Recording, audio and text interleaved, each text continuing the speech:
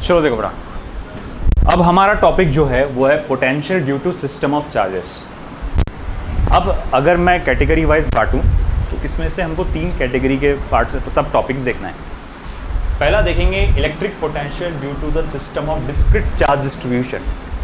एक एक कोने पे एक एक चार्ज है, यहाँ यहाँ यहाँ यहाँ यहाँ, एक पर्टिकुलर पॉइंट पे पूछ लेगा भाई पोटेंशियल क्या है बताओ। सेकंड है electric potential due to continuous charge distribution. लगातार किसी बॉडी पे चार्ज फैला हुआ है तो उसकी वजह से जो इलेक्ट्रिक पोटेंशियल आएगा वो। तीसरा आएगा zero potential due to the system of 2 charges. 2 charges के सिस्टम है, उसका जीरो पोटेंशियल पॉइंट कहाँ आ रहा है वो हमें ढूंढ के निकालना है। आज का हमारा पार्ट सिर्फ यही हो पाएगा। इसके हम लोग देखेंगे कॉन्सेप्ट क्या है, फॉर्मूला क्या बनता है, और उससे कुछ न्यूमेरिकल्स हम जुड़े सॉल्व करेंगे। हुआ तो आज सारे न्यूमेरिकल्स देंगे, नहीं तो नहीं। देखो electric potential due to the system of discrete charge distribution. ठीक है, तो डिस्क्रीट चार्ज डिस्ट्रीब्यूशन है। मिसाल के तौर पे ये एक चार्ज Q1, दूसरा चार्ज Q2, तीसरा चार्ज Q3, यहाँ पर कोई चौथा चार्ज, या इधर ले लेता हूँ चौथा चार्ज Q4, इस तरह से, या nth चार्ज ले लेते हैं। चलो nth चार्ज इधर है। आपसे कहा गया कि पर्टिकुलर पॉइंट P है, यहाँ से यहाँ तक का डिस्टेंस क्या है, R1, R2, R3, Rn। तो पर्टिकुलर पॉइंट P पे आपको इलेक्ट्रिक पोटेंशियल पता लगाना है। बहुत आसान है बेटा, कुछ भी नहीं है यहाँ पे।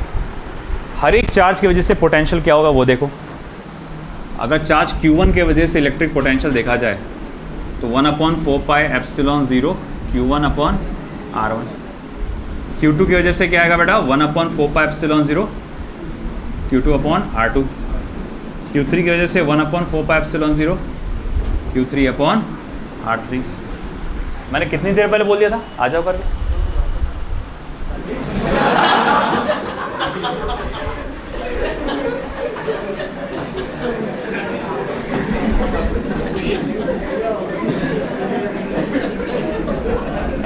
डॉक्टर साहब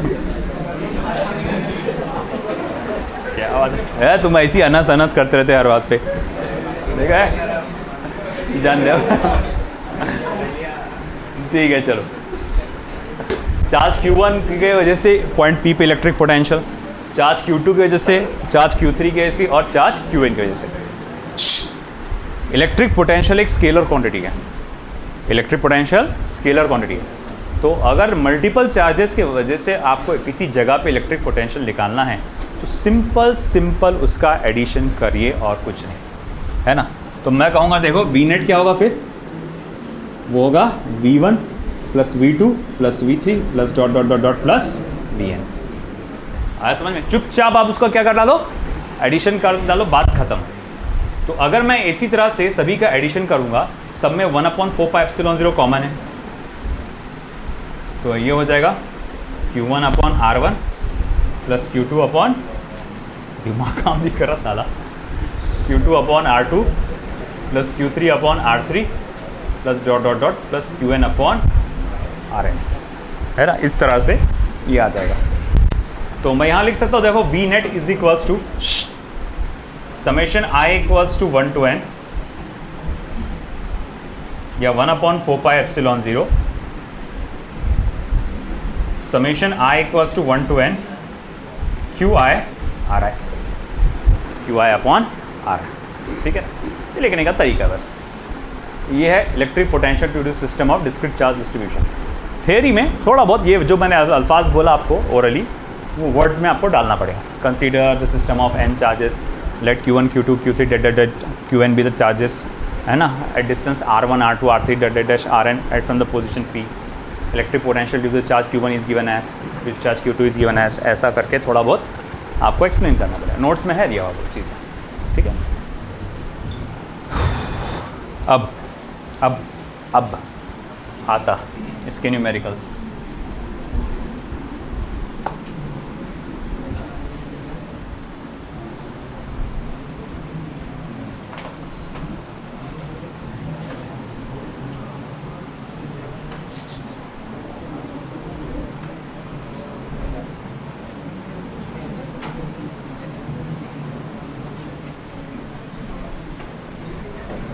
बेटा बातें नहीं। और regular hexagon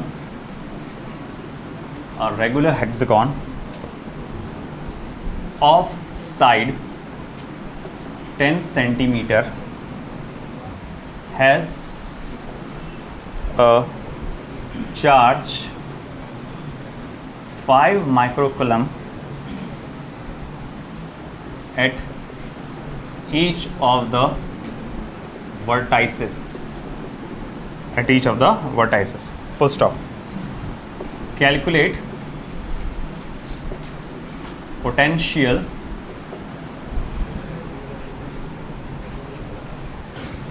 at the center of hexagon. Hexagon के सेंटर पे इलेक्ट्रिक पोटेंशियल क्या होगा पता लगाइए।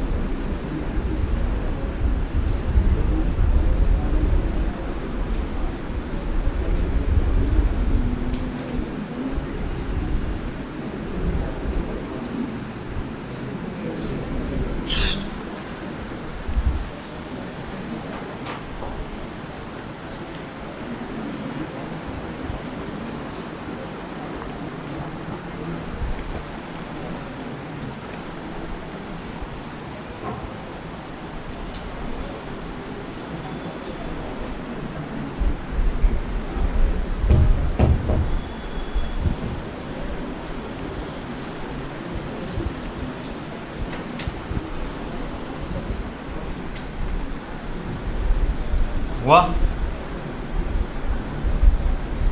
इस तरह से हेक्सागन है, having 6 sides 6 corners, each and every corner पे आपके एक एक चार्ज रखा है स्मॉल क्यूब। हेक्सागन के जो साइड्स है it is of value how much 10 centimetre, और आपसे पूछा गया है कि पोटेंशियल एट द सेंटर पता लगाओ। देखो सभी चार्जेस की या सभी कॉर्नर्स की हेक्सागन की जो दूरी होती है वो सेम होती है, यहाँ यहाँ यहाँ यहाँ यहाँ यहाँ, और वो कितनी होगी 10 सेंटीमीटर। बोले कैसे? हेक्सागन का ये देखो एक ट्रायंगल बना ना, ये एक इक्विलैटरल ट्रायंगल बनता है, ये याद रखो, इससे काफ़ी आसानी हो जाएगी। तो अगर ये 10 है तो ये भी 10 है, ये भी 10 है, मतलब हर एक चार्जेस का डिस्टेंस सेम है, हर एक चार्जेस की वैल्यू सेम है। तो मैं यहाँ लिख सकता हूँ कि देखो ठीक है भैया, अगर तुमको नेट पोटेंशियल निकालना है वी नेट, तो मैं लिखूंगा 6 multiply by V, 6 multiply by V. V बोले तो क्या है? Potential due to a single charge. अच्छा ठीक है, potential due to a single charge क्या रहेगा फिर? 1/4πε0 Q upon R. 6 multiply by 9 into 10⁻⁹। Q की वैल्यू क्या है बेटा? 5 माइक्रोकुलम, यानी 5 इंटू 10⁻⁻6 कुलम। आर कितना दिया बेटा? 10 सेंटीमीटर, यानी कि 0.1 मीटर, यानी 10⁻⁻1 लिख सकता हूँ मैं। करिए कैलकुलेशन, कितना आ रहा देखो, 6 9 54, और 54 मल्टीप्लाई बाय 5 270 है ना। 270 इंटू 10⁻⁴ 270 इंटू 10⁻⁴ है ना, ये आपका आएगा जूल पर कुलम। ये आ गया भैया आपका नेट पोटेंशियल है ना, 270 into 10⁻⁴ joule per coulomb.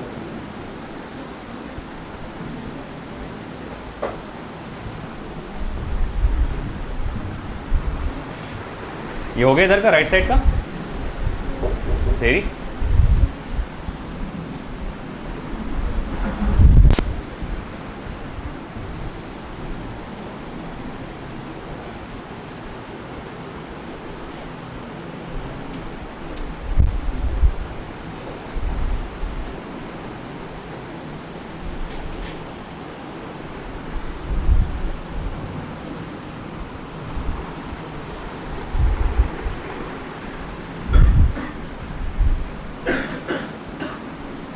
find the electric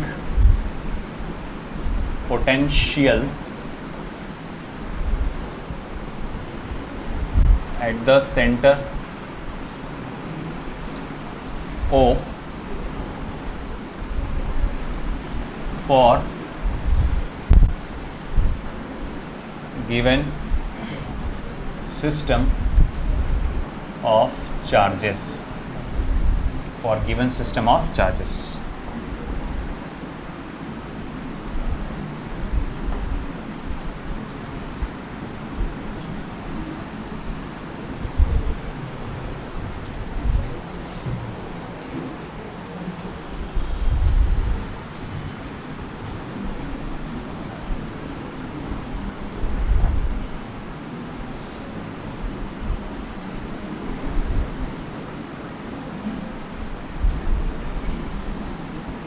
D D D centre में ओ, ये चार्ज है, ये एक चार्ज है और ये एक चार्ज है। और दूसरा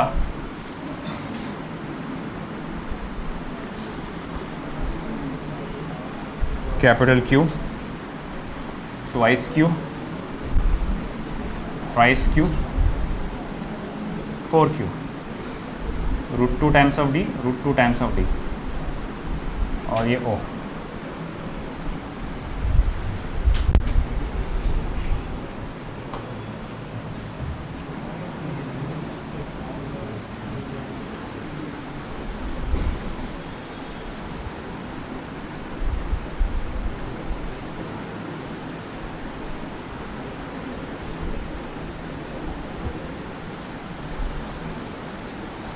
क्या आएगा? पानी फिर खत्म।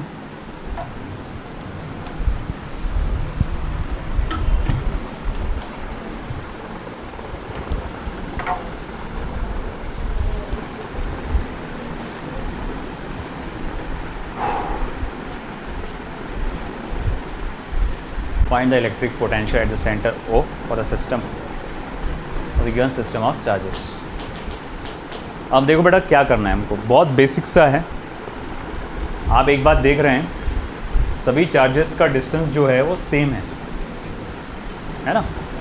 से इट इज़ आर, मान के चलो ये आर है। तो अगर आप किसी तरह से एक इक्विलैटरल ट्राइंगल में सेंट्रॉइड का distance from the corner of the triangle से अगर आप कैलकुलेट कर पाए तो आप इजीली कर पाओगे, है ना।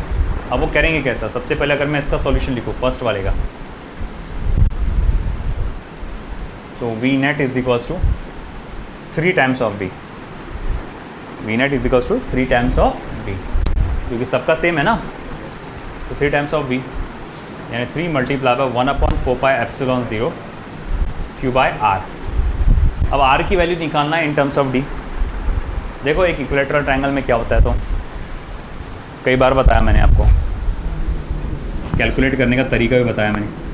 सबसे पहले ये हाइट निकाल लो, ये h कितना आ रहा है ये देखो।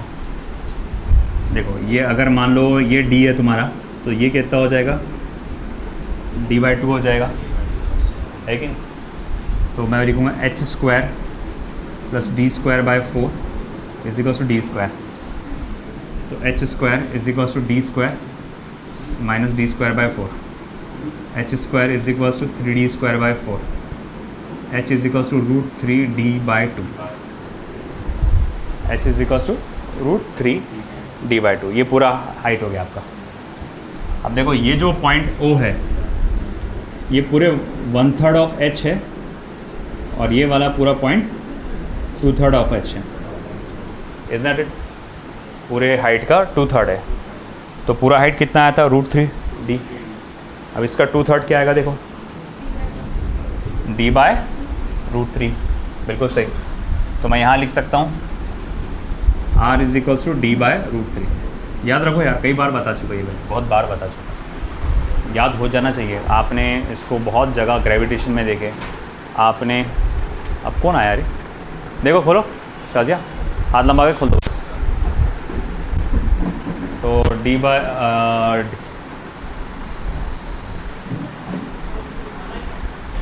जेई वालों को रुको, और यहाँ से पूछ सकते थे, यहाँ से ऐसा दिखा के तो dy√3, तो यहाँ डालो वैल्यू, फिर v net is equals to 3 multiply by 1/4πε0 और q d/√3 यानी कि ऐसा, तो ये हो जाएगा v net is equals to 3√3 q upon 4πε0 d। ये आ गया आपका d, ठीक है ना। अब सवाल उठा, ये तो चलो हो गया इसका, अब ये स्क्वायर का निकालना है अपने को। अब ऐसा है सेकंड केस में वी नेट जो आएगा, मान लो ये फर्स्ट सेकंड थर्ड फोर्थ है चार्ज, तो v1 plus v2 plus v3 plus v4 लेना पड़ेगा आपको, है ना। देखो ये वाला डिस्टेंस भी लगेगा आपको, ये डिस्टेंस भी लगेगा, ये डिस्टेंस भी लगेगा, ये डिस्टेंस भी लगेगा। देखो ये √2d है, ये √2d है, तो ये यहाँ से लेकर यहाँ तक कितना होगा, 2d हो जाएगा। स्क्वायर करके ऐड करेंगे आप पाइथागोरस थ्योरम के हिसाब से, तो 2d हो जाएगा। फिर इसका आधा कितना होगा, d होगा सिर्फ, मतलब इतना पार्ट कितना है d, मतलब ये भी कितना है d, ये भी कितना है d, मतलब सब डिस्टेंस कैसे है बेटा, d है। तो भैया आप ऐड करो फिर 1 देखो सब में कॉमन जो है वो चीज़ बाहर निकाल लेते हैं। सब में कॉमन क्या है, 1/4πε0, सब में क्या कॉमन है, d है, तो वो चीज़ को बाहर निकाल लो। अब अलग अलग जो चीज़ है वो ब्रैकेट के अंदर रख के ऐड कटा लो, q 2q 3q 4q, q plus 2q plus 3q plus 4q, कितना आ रहा देखो भैया, ये 7 और 3 10, therefore v net is equals to 1/4πε0 10q upon d। आ गया simple.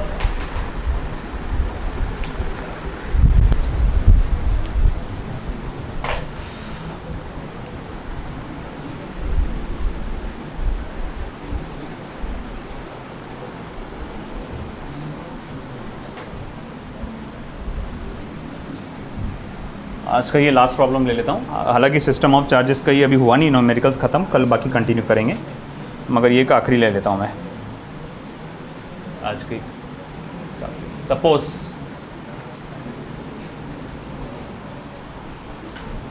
That 3 charges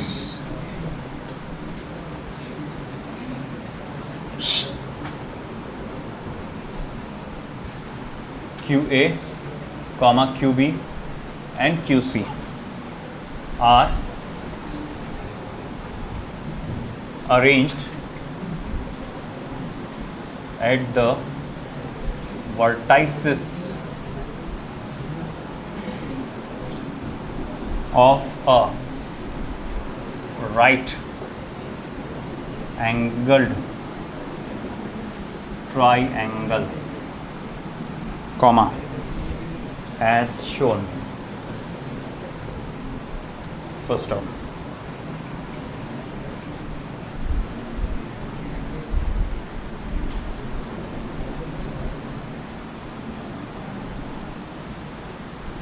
B, C, QA, QB, QC.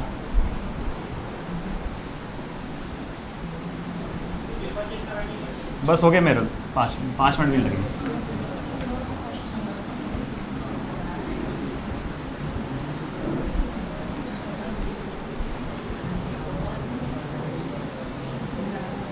What is the electric potential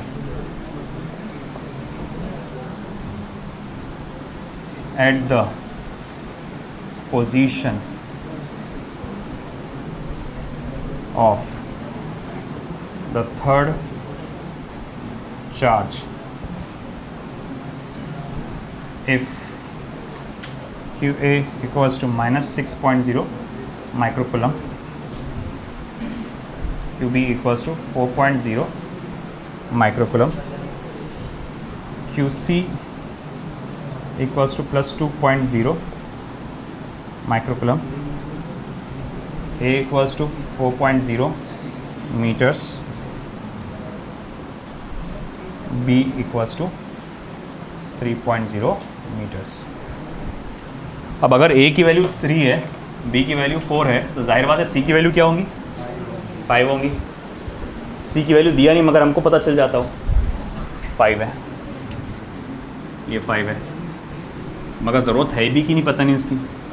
electric potential कहाँ निकालना है, at the position of third charge, मतलब यहाँ पे है कि नहीं, इसके वजह से भी इसके वजह से भी, वो तो खुद उस जगह पे बैठा है कि नहीं, तो वो खुद उस जगह पे बैठा, तो वही उसकी वजह से क्या होगा, वो तो 0 हो जाएगा, है कि नहीं। निकालो फिर, आप करो कैलकुलेट।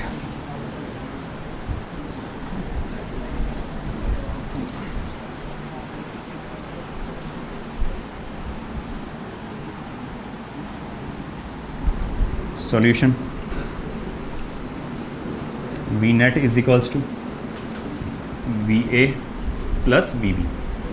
वी सी का काउंट नहीं होगा क्योंकि ऑलरेडी वो उस पॉइंट पे बैठा है जहाँ पर इलेक्ट्रिक पोटेंशियल निकालना है, उसी जगह बैठा हुआ।